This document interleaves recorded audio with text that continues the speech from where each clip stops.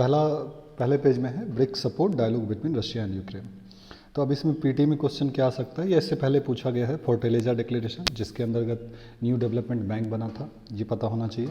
दूसरा जो हेडक्वार्टर है इसका ब्रिक्स का, जैसे संघाई में है, और एक टर्म है कंटिजेंसी रिजर्व एग्रीमेंट, ये पता सिंपल सा है, जो भी ये पता होना चाहिए। ठीक, नेक्स्ट अभी न्यू डेवलपमेंट बैंक में कुछ लेटेस्ट मेंबर का इंक्लूजन हुआ है, जैसे बांग्लादेश, यूएई, तो ये एक बार लिस्ट यू कैन फाइंड। और मेंस में क्वेश्चन सिंपल सा आ सकता है कि जो रशियन यूक्रेन क्राइसिस है, how it will impact the prospect of BRICS. यदि रशियन यूक्रेन क्राइसिस आगे और बढ़ता है तो ये ब्रिक्स को कैसे इन्फ्लुएंस करेगा। Why? Because Russia is a important member. Russia के पास क्या है, state of the art defence equipment है, जो इंडिया चाइना दोनों को प्रोवाइड किया जाता है। नेक्स्ट है रशिया के पास एनर्जी रिसोर्स है। रशिया के पास जो है यूनाइटेड नेशन सिक्योरिटी काउंसिल में वोट है। Next Russia is as a connecting pillar है इंडिया और चाइना के बीच एज अ मीडिएटर। तो अगर ब्रिक्स में जो एक इम्पॉर्टेंट प्लेयर वीक हो जाता है तो फिर ब्रिक्स आगे कैसे काम करेगा, कलेक्टिवली कैसे काम करेगा। और जो ब्रिक्स का ऑब्जेक्टिव है कि जो डेवलपिंग कंट्री है उसको भी एक प्लेटफॉर्म दिया जाए, प्लस यूनाइटेड नेशन में रिफॉर्म किया जाए, साउथ साउथ का डेवलपमेंट किया जाए, डेमोक्रेसी को इम्प्रूव किया जाए, और साथ में वेस्ट को जो है काउंटर किया जाए, तो इसमें ब्रिक्स कैसे सफल होगा। ठीक, अगर इंडिया चाइना आगे भी क्राइसिस में उलझ जाए तो फिर रशिया का क्या करेगा। तो you can think these points, और इस पे आपका मेंस का क्वेश्चन हो सकता है आईआर में। नेक्स्ट है कि यहाँ पे कोर्ट ने अलाउ किया है एक्यूज को एग्जाम, तो ये आपको नहीं पूछेगा, लेकिन अभी जैसे एक इशू हुआ था महाराष्ट्र में कि अगर जो कुछ एमएलए थे उनको बेसिकली जैसे जेल में रखा गया है, तो क्या वो राज्यसभा का वोट दे सकते हैं। तो इस पर आप एक बार लीगल चेक कर लेंगे कि अगर आप जो जुडिशियल कस्टडी में है या जेल में है तो क्या आप वोट दे सकते हैं राज्यसभा के लिए या नहीं। एक और दूसरा पॉइंट है ऑफिशियल को सस्पेंड किया गया है, इसमें आपको लक्ष्मीकांत खोलना है और 311 से 315 को पढ़ लेना है, अभी से करना है। अगर करोगे कि कई बार होता है मन करेगा कि बाद में कर लेंगे, बाद में नहीं होगा, एग्जाम में अगर अचानक कभी क्वेश्चन आता है तो उस समय पछतावा होगा। तो अभी मन अगर नहीं भी करे तब भी अभी कर लीजिए। नेक्स्ट है, नेक्स्ट पेज में कुछ नहीं, हाँ यहाँ पे आपको GS1 में एक क्वेश्चन आएगा टेक्सटाइल इंडस्ट्री। एक तो टेक्सटाइल इंडस्ट्री कहाँ पे लग सकता है, जो मेंस का क्वेश्चन आता है, टेक्सटाइल इंडस्ट्री के लिए जो है किस तरह का फैक्टर इंपॉर्टेंट होता है, चाहे वो रॉ मटेरियल हो, ट्रांसपोर्टेशन हो, इंफ्रास्ट्रक्चर हो, ये सब देख लेना है। प्लस टेक्सटाइल इंडस्ट्री में क्राइसिस क्या है, कोविड के बैकड्रॉप में या करंट जो ग्लोबल रिसेशन है, तो उसमें टेक्सटाइल इंडस्ट्री को कैसे क्या क्राइसिस है। तो मेंस के लिए आपको इसको प्रिपेयर कर लेना है, छोटा सा कुछ पॉइंट नोट डाउन कर लेना है ताकि एग्जाम में काम। पीटी में क्या होता है, जैसे कॉटन कहाँ पे सबसे ज़्यादा स्टेट कहाँ पे उगता है, कॉटन के लिए किस तरह का क्लाइमेट चाहिए, तो इस पर पीटी में क्वेश्चन आएगा। तो ये आप पीटी के लिए अलग से प्रिपेयर करेंगे कॉटन को लेके, और मेंस को लेके आप ये टेक्सटाइल वाला प्रिपेयर और अभी कर ये वही बात कि just a little drop make the ocean, तो धीरे धीरे आपको करना होगा। आगे एग्जाम में या तो पेन चलेगा या फिर माइंड चलेगा। नेक्स्ट मेंस में इसमें क्वेश्चन क्या आएगा, मैंने क्वेश्चन फ्रेम भी किया है वहाँ पे कि discuss the relationship between formal and substantive equality. जो फॉर्मल और सब्सटेंसिव इक्वालिटी है उसके बीच के रिलेशन को एक्सप्लेन कीजिए, और also explain the structural bottlenecks. ठीक है, स्ट्रक्चरली क्या क्या दिक्कत होता है इक्वालिटी को, सब्सटेंसिव इक्वालिटी को अचीव करने में। तो इस पे जोया हसन ने क्या सब लिखा है, जैसे उन्होंने मेजोरिटेरियन पॉलिटिक्स को क्रिटिसाइज़ किया है कि जो मेजोरिटेरियन पॉलिटिक्स है वो क्या होता है, वो सेल्फ को सुपीरियर मानता है, और जो माइनॉरिटी होती है उसको इन्फीरियर मानता है। तो यहाँ जोया हसन का कहना है कि जो माइनॉरिटी कम्युनिटी है वो खुद डाइवर्स है, there are diversity with differences. ठीक, तो आप जो डिस्क्रिमिनेशन करते हैं ये मतलब सही नहीं है। प्लस जो डाइवर्सिटी है माइनॉरिटी में, इवन मतलब जो जैसे मुस्लिम हो गया या और भी कम्युनिटी हो, तो एम्प्लॉयमेंट में, एजुकेशन में, वहाँ पे एलिट सेक्शन है। उसके बाद जो है इवन देख लीजिए साउथ का जो ग्रुप है या नॉर्थ का मुस्लिम, उसमें भी डाइवर्सिटी है। तो आप एक चश्मे से नहीं देख सकते, you can not see with the lens of, तो वहाँ पे आपको बाइनरी नहीं देखना है अस वर्सेस देम।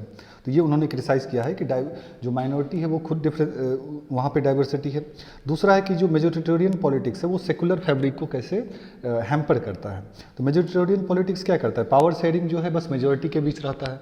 तो अगर democracy is all about what, power sharing, जहाँ पे लोगों को हर जो ग्रुप है उसको पावर शेयर करने का मौका मिले। तो इनका कहना है कि इंस्टीट्यूशन में एक्सेस नहीं मिल रहा है, और उसके कारण जो है जो माइनॉरिटी कम्युनिटी है अपने आप को हेल्पलेस फील कर रही है।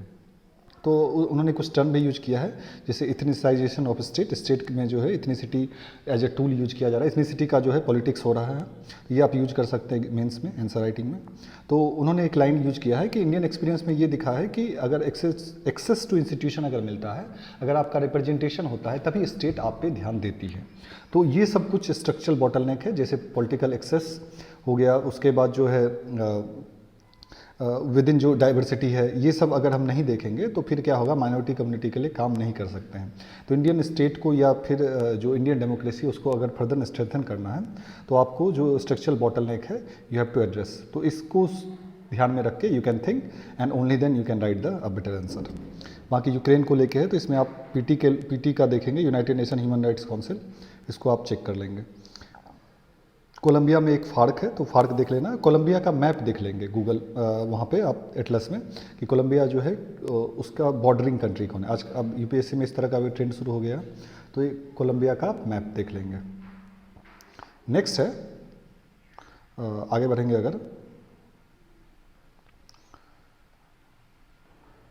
हाँ नेक्स्ट है कि एक क्वेश्चन और हो सकता है कि विल अग्निपथ जो है, Agnipath led to militarization of society, क्या सोसाइटी का मिलिटराइजेशन हो जाएगा।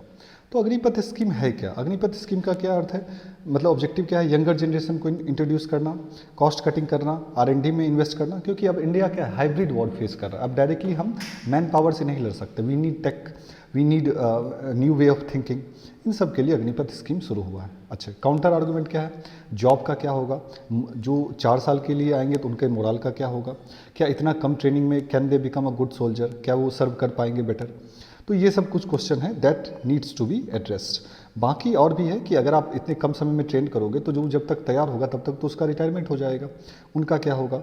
तो ये सब question that needs to think. और बाकी इन सब के साथ कि अगर वो सोसाइटी में वापस आएंगे ट्रेंड होके तो फिर क्या, will they join some evil element. तो उसमें एक काउंटर आर्गुमेंट भी है कि जो शॉर्ट सर्विस कमीशन है वो भी बहुत कम समय के लिए वो इंट्रोड्यूस उनको किया गया था, बट ऐसा नहीं देखा गया। तो ऐसा नहीं है कि एक बार कोई देश के लिए बेसिकली फोर्स में जाए और वो इस तरह का एक्टिविटी में शामिल हो, बट ये आगे देखना होगा।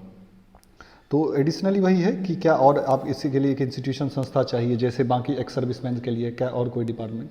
तो इन सब को सोच के आपको एक आंसर बनाना पड़ेगा कि क्या मिलिटराइजेशन ऑफ सोसाइटी होगा या फिर it is just some kind of hype.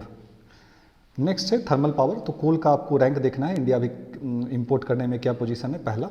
दूसरा, बाकी रिन्यूएबल एनर्जी में जो भी सोलर का, विंड का, तो भारत का परसेंटेज देखना है आपको अलग अलग सेक्टर का, ठीक, वो एग्जाम में पीटी में आता है, तो परसेंटेज चेक करना है। IMF कौन कौन सा रिपोर्ट निकालती है, इस बार भी पूछा गया है IMF से कुछ, तो अक्सर पूछा जाता है, तो IMF का रिपोर्ट या IMF का कोई पॉलिसी, तो ये आपको एक बार सर्च करना है IMF जाके। बाकी कैबिनेट कमेटी ऑफ अपॉइंटमेंट, ये पीटी के लिए आपको चेक कर लेना है कि ये जो कैबिनेट कमेटी ऑन अपॉइंटमेंट होता है इसमें कौन कौन से मेंबर होते हैं, बस ये चेक करना है आपको। कोऑपरेटिव बैंक कुछ खास नहीं है। बाकी आपको सिलचर का थोड़ा सा मैप देख लेना है क्योंकि अभी फ्लड आया है, तो अगल बगल कोई नदी, कोई सिटी, मतलब सिलचर का लोकेशन एक बार चेक कर लीजिए। उसके बाद मनरेगा में एक ऐप आया है, मनरेगा को ट्रैक करने के लिए है, अटेंडेंस के लिए, वो ऐप देख लेना है। बाकी डॉनबास रीजन मैप में देखना है, और श्रीलंका का चेक करना है। यहाँ पे 2 इम्पॉर्टेंट प्लेस है, त्रिकोणमाली और सामपुर, तो ये आपको चेक कर लेना है। बाकी ये डाटा है, AI कैसे 500 बिलियन ऐड करेगा, तो दिस यू कैन यूज़। अच्छा, एक और इम्पॉर्टेंट क्वेश्चन मेंस के लिए हो सकता है, open network for digital commerce, ONDC। ये क्या है, जैसे UPI था कि एक प्लेटफॉर्म पे अलग अलग कंपनियां, जैसे SBI, अलग अलग बैंक जो है उन्होंने अपने आप को डाला था, ताकि जैसे मुझे SBI से पैसा भेजना हो बाकी बैंक में एक्सेस में, तो मैं भेज सकता हूँ या एक्सेस से रिसीव कर सकता हूँ। उसी तरीके से अगर मुझे अमेजन से फ्लिपकार्ट में खरीदना है या फ्लिपकार्ट से अमेजन पे, तो एक प्लेटफॉर्म होगा, तो इससे मोनोपोली घटेगा, ठीक है, इंटीग्रेशन होगा, इक्वल लेवल प्लेइंग फील्ड मिलेगा, ठीक है। कुछ और भी है कि इस या पॉइंट्स ऑफ स्टेटाइजेशन ऑपरेशन, ये सब देख लेना है।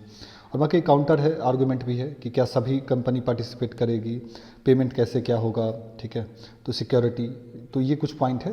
और यहाँ पे कुछ डाटा भी है, 90 करोड़ यूजर्स और 12 लाख सेलर्स, तो ये आपको मेंस में ये क्वेश्चन भी आ सकता है GS3 में। Open network for digital commerce कैसे, how it can be a game changer और how it can be a new UPI, ठीक है। तो ये था आज के लिए।